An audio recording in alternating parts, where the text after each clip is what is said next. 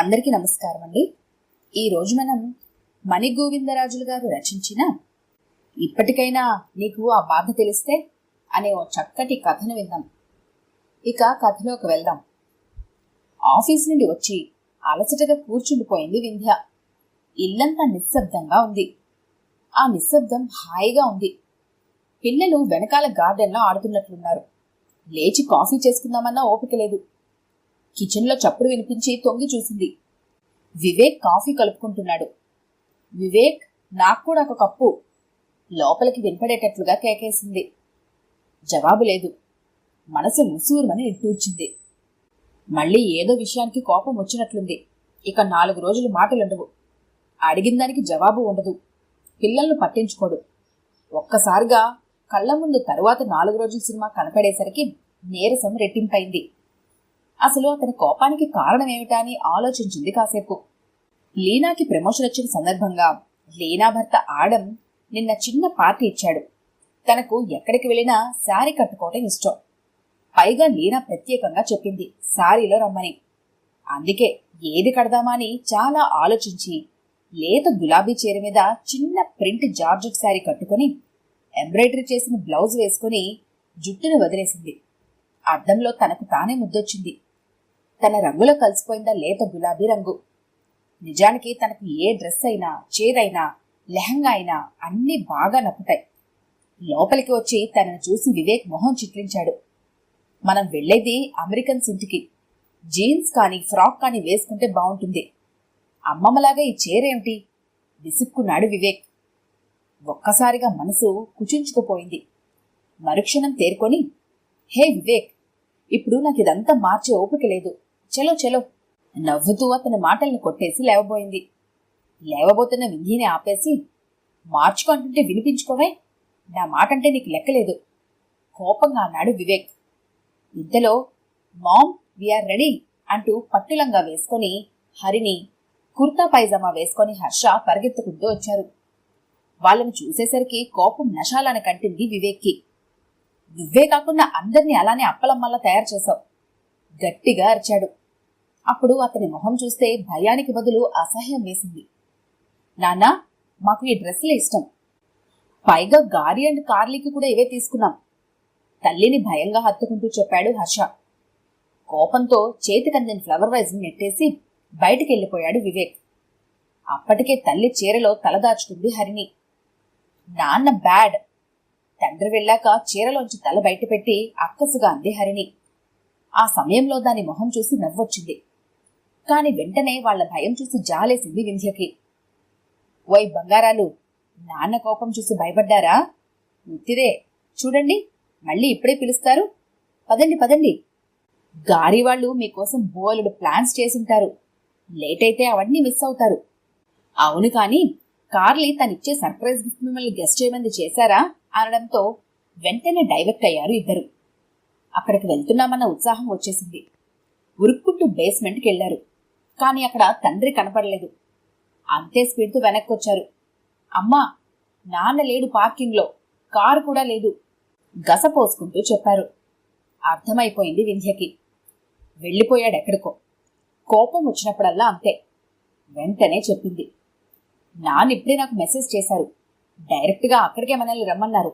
పదండి వెళ్దాం. ఈ లోపల గెస్ట్ చేస్తూ ఉండండి, నేను క్యాబ్ బుక్ చేస్తాను చెప్పి ఊబర్ బుక్ చేసి తాళాలు అవి వేసుకొని వచ్చే లోపల క్యాబ్ గుమ్మం ముందు ఉంది. అక్కడికి వెళ్లేసరికి వివేక్ అందరితో చలాకీగా నవ్వుతూ తుళ్ళుతూ మాట్లాడుతున్నాడు. ఒళ్ళు మండిపోయింది వింధ్యకి. తమాయించుకుని నవ్వుతూ ఎదురొచ్చిన లీనాతో లోపలికి వెళ్ళిపోయింది. చాలా బాగా అరేంజ్ చేసింది లీనా పార్టీని. లీనా హస్బెండ్ ఆడం చాలా హుందాగా ఉంటాడు. అందర్నీ చక్కగా కలుపుకొని మాట్లాడతాడు.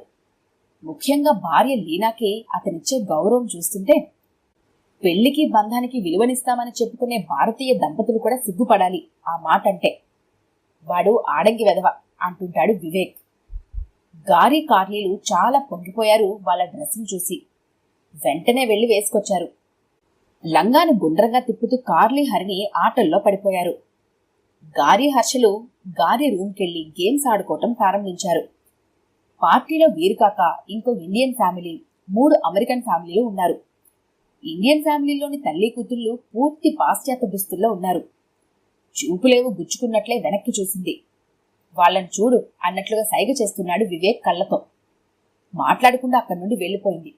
మిగతా 3 అమెరికన్ ఫ్యామిలీ వాళ్లకు వింధ్యా డ్రెస్ చాలా నచ్చింది. చాలా మెచ్చుకున్నారు కూడాను. అది వివేక్ ని ఇంకా ఇరిటేట్ చేసింది. కార్లీ అందరికీ మంచి గిఫ్ట్స్ ప్రెజెంట్ చేసింది. ఇంటికి వస్తుంటే కార్లోనే నిద్రపోయారు ఇద్దరు. మర్నాడు పక్క విలేజ్ లో క్యాంప్ ఉండటంతో పిల్లల్ని స్కూల్లో డ్రాప్ చేయమని మెసేజ్ పెట్టేసి వాళ్ళంతా లేవకముందే వెళ్లిపోయింది వింధ్య. లేట్ అవుతుందనిపించి పికప్ కూడా చేసుకోమని మెసేజ్ చేసి ఇంటికి వచ్చేసరికి 6 అయింది. చాలా అలసటగా ఉంది. ఎవరన్నా కాఫీ కల్పిస్తే బాగుండు అన్నట్లు ఉంది ప్రాణం. కాఫీ కాదు కదా, ఇక మాటలు కూడా ఉండవు. రేపటి నుండి పిల్లల డ్రాపింగ్ పికప్ కూడా తానే చూసుకోవాలి. 4 రోజులయ్యాక ఆ కోపం చల్లారితే మాట్లాడినా తను సారీ చెబితే కాని శాంతించడు. కాసేపు అలానే కళ్ళు మూసుకొని కూర్చుంది. కాని పిల్లల ఆకలి తీర్చే బాధ్యత గుర్తొచ్చి లేచింది. అప్పటికే శీతాకాలం చీకటితో అర్ధరాత్రి అయినట్లుగా ఉంది. కుక్కర్ పెట్టేసి గబగబా ఆలు వేయించింది. అప్పటికే పిల్లలు తూగుతున్నారు. ఎలాగో బతిమలాడి వాళ్ళకి తినిపించింది. ఆఖరి ముద్ద పూర్తవుతూనే నిద్రలోకి జారుకున్నారు. మూదు తుడిచి దిష్టి తీసి ఇద్దరి నుదుటి మీద ముద్దులు పెట్టుకుంది. లేచి చెయ్య కడుక్కొనొచ్చి వాళ్ళని సరిగా పడుకోబెట్టి బ్లాంకెట్ కప్పింది. వంటింట్లోకి వెళ్లి డైనింగ్ టేబుల్ సర్ది తాను పెట్టుకుంది తినేసి మిగతావన్నీ మూతలు పెట్టేసి గదిలోకి వెళ్ళిపోయింది. అంతసేపు కూడా వివేక్ టీవీ చూస్తూ కూర్చున్నాడే కాని పిల్లలు ఏడుస్తుంటే వాళ్ళని ఓదార్చలేదు సరికదా. హరిణి దగ్గరికెళ్తే నెట్టేశాడు. మమ్మీ దగ్గరికెళ్ళు అంటూ దాన్ని దగ్గరికి తీసుకుంటూ వంట చేయాల్సి వచ్చింది. పడుకునేదే కాని నిద్ర పట్టలేదు వింధ్యకు. కళ్లల్లో నుండి కారుతున్న కన్నీళ్లకు దిండు తడుస్తోంది. మనసు వేదనతో భారంగా అయింది. తనకే ఎందుకిలా? నిజానికి ఏ లోటు లేని జీవితం తనది. ముత్యాల్లాంటి పిల్లలు, ఏ బాధ్యతలు లేవు. హాయిగా ఆడుతూ పాడుతూ గడపాల్సిన జీవితం. నిజానికి వివేక్ పూర్తి చెడ్డవాడు కూడా కాదు. కాని రెండో మనిషి ఉన్నాడు తనలో. మొదటివాడు బయట వాళ్లకు ఇష్టుడు, రెండోవాడు పూర్తి వ్యతిరేకం. వివేక్ ఆఫీస్ నుండి ఇంటికి వచ్చాడంటే భయం. ఏ క్షణానికి ఏ రకమైన మూడుతో ఉంటాడో తెలియదు. పైనుండి విపరీతమైన కోపంతో అతనంటున్న మాటలకు ఒక రకంగా తాను తన ఆత్మవిశ్వాసాన్ని కోల్పోతోంది. ప్రతి చిన్నదానికి పక్క వాళ్లతో పోల్చడమే, ప్రతి విషయానికి ఎత్తి చూపడమే. పెళ్ళై 10 ఏళ్లయింది. సర్దుకోవడము, చికాకు పడటము, ఇంకా వీలైతే అరుచుకోవడము. ఒక్క రోజైనా ఆనందంగా ఉన్నామా అంటే సందేహమే. కలిసి ఉన్నామంతే. ఇద్దరమూ వయసులోని వారమే కాబట్టి పిల్లలు పుట్టారు. ఏదో అంతవరకే తన బాధ్యత అనుకుంటాడు. వాళ్ల పెంపకంలో చిన్న సహాయం కూడా ఉండదు. పొద్దున్నే అలారం మోతకు మెలుగు వచ్చింది. బద్ధకంగా 1 నిమిషం పడుకున్నా వెంటనే చేయాల్సిన పనంతా గుర్తొచ్చి తప్పదన్నట్లుగా లేచింది. పిల్లలిద్దరూ చెరవ పక్కన హాయిగా నిద్రపోతున్నారు. వాళ్ళని లేపాలంటే మనసొప్పదు కానీ స్కూల్ టైం అవుతోంది. మళ్లీ హడావిడవుతుంది. బస్సు వచ్చే టైంకి అక్కడ ఉండాలి. బంగారాలు లేవండి. సున్నితంగా ఇద్దరిని దగ్గరికి తీసుకుంటూ మెల్లగా తట్టసాగింది. అమ్మా 5 మినిట్స్ అమ్మా. గారంగా అమ్మ ఒళ్ళో ముడుచుకుంటూ దగ్గరికి జరుగుతూ మురిపాలు పోయారు పిల్లలు. ఒక 5 నిమిషాలు వాళ్లతో ముచ్చట్లాడి లేవమని చెప్పి వచ్చేసింది చెయ్యాల్సిన పనులు తలుచుకుంటూ. ఆ తర్వాత ఆఫీస్కి వెళ్ళిందే కానీ తలనొప్పిగా ఉండి ఇంటికి వచ్చేసింది. కాఫీ కలుపుకొని ఆలోచించసాగింది. ఎలా ఈ ప్రాబ్లం సాల్వ్ చేసుకోవటం? అప్పటికే ఒకసారి చూచాయిగా అత్తగారు మామగారు ఉండగా చెప్పింది. అమ్మో, నా కొడుకు మీద నింద వేయకు, నా గుండె ఆగిపోతుంది అంటూ గుండె పట్టుకొని గోల చేసింది ఆవిడ. మూర్ఖత్వం అనుకోవాలో కొడుకు మీద ప్రేమ అనుకోవాలో అర్థం కాలేదు. ఆవిడ అలా మాట్లాడుతూ ఉంటుంటే నోరు తెరిచి సమస్య చెప్పుకుంటున్న కోడల్ని సమస్య ఏంటమ్మని అడగాల్సింది పోయి దేవతలాంటి అత్తగారిని బాధ పెట్టుకో అంటూ కోడల్నే అరిచిన డమ్మీ లాంటి మామగారిని చూస్తే గౌరవించాలని అనిపించలేదు. పెళ్ళాన్ని ప్రేమించడం అనే మామగారి పోలిక వివేక్కి కూడా వస్తే బావుండు అనిపించింది. ఆలోచిస్తూ టీవీ రిమోట్ తిప్పసాగింది. పిల్లల కార్యక్రమం ఏదో వస్తోంది. ఒరులేయవి వనరించిన పద్యం నిన్న చెప్పా కదా, ఇవాళ దాని అర్థం చెప్పుకుందాం చెప్పసాగింది యాంకరు. సడన్ గా ఒక ఆలోచన ఫ్లాష్ లా వెలిగింది. ఉత్సాహంగా లేచి కాఫీ కలుపుకొని తాగింది. ఇంతలో లాక్ ఓపెన్ చేసుకుని వివేక్ లోపలికొచ్చాడు. వివేక్, కాఫీ తాగుతావా అడిగింది ఏమీ జరగనట్లే. ఏ కలనున్నాడో కావాలని చెప్పి సోఫాలో కూలబడ్డాడు. మంచి కాఫీ కలిపి వివేక్కి ఇచ్చింది, థ్యాంక్స్ ఆశించకుండా. వివేక్, ఎప్పుడు చూసినా నీరసంగా ఉంటావు, కాస్త వెళ్ళి ఫ్రెష్ అవ్వచ్చు కదా అంది. నువ్వేమీ నాకు చెప్పక్కర్లే, నా సంగతి నాకు తెలుసు. విసిరుగా లేచి వెళ్ళి ఫ్రెష్ అయ్యి వచ్చాడు. అదేంటి వివేక్, ఆ డ్రెస్ ఏంటి అంత చండాలమైందో వేసుకున్నావు? ఒకసారి అద్దంలో చూసుకున్నావా? నీ కలర్కి ఆ డ్రెస్ ఏమైనా నప్పిందా? పక్కపక్క నవ్వేసింది. ఫస్ట్ టైం వింధ్య అలా మాట్లాడటం. వింతగా చూసి, నాకిష్టమైంది నేను వేసుకుంటాను, నువ్వెవరు అడగటానికి? విసురుగా బయటకు వెళ్ళిపోయాడు. వివేక్, ఆ పక్కింటాయన చూడు, ఎప్పుడు చూసినా నీట్గా ఉంటాడు, నువ్వేంటి ఎప్పుడు జిడ్డూడుతూ ఉంటావు? వివేక్, కీర్తన వాళ్ళ ఆయన ఎప్పుడూ వాళ్ళ ఆవిడికి వంటల్లో సహాయం చేస్తూ ఉంటాడు, నువ్వెందుకు కిచెన్లోకి రావు? వారం రోజులు తగ్గేదేలే అన్నట్టు ఇలాగే వింధ్య ఏదో ఒకటి అనటం వివేక్కి కోపం వచ్చి బయటకు వెళ్ళటం జరుగుతోంది. ఇంతకు ముందైతే వివేక్ వెంటనే నోరేసుకుని అరిచేవాడు. కాని ఇప్పుడు వింధ్య ముఖంలో కనపడుతున్న ఆత్మస్థైర్యమో మొండి ధైర్యమో వివేక్ని నోరెత్తనీయటం లేదు. వివేక్ అలా బయటికి వెళ్ళినప్పుడు మొదట్లోలాగా ఇప్పుడు వింధ్య భయపడటం లేదు. వచ్చినప్పుడే వస్తాడులే అని ఊరుకుంటోంది. మొండితనం కూడా తెలియని ధైర్యాన్ని ఇస్తుందేమో. ఆ రోజు ఇంకో ఇండియన్ ఫ్రెండ్ ఇంట్లో పార్టీ ఉందని చెప్పాడు. గబగబా పిల్లల్ని రెడీ చేసి తాను వివేక్కి ఇష్టమైనట్లుగానే జీన్స్ షర్ట్ వేసుకుని రెడీ అయింది. చూసి వేరే కామెంట్ ఏమీ చేయకుండా తాను కూడా రెడీ అయ్యాడు వివేక్. వింధ్య మటుకు వివేక్ని చూస్తూనే, వివేక్, ఈ జన్మకు నీకు రెడీ అవడం రాదా?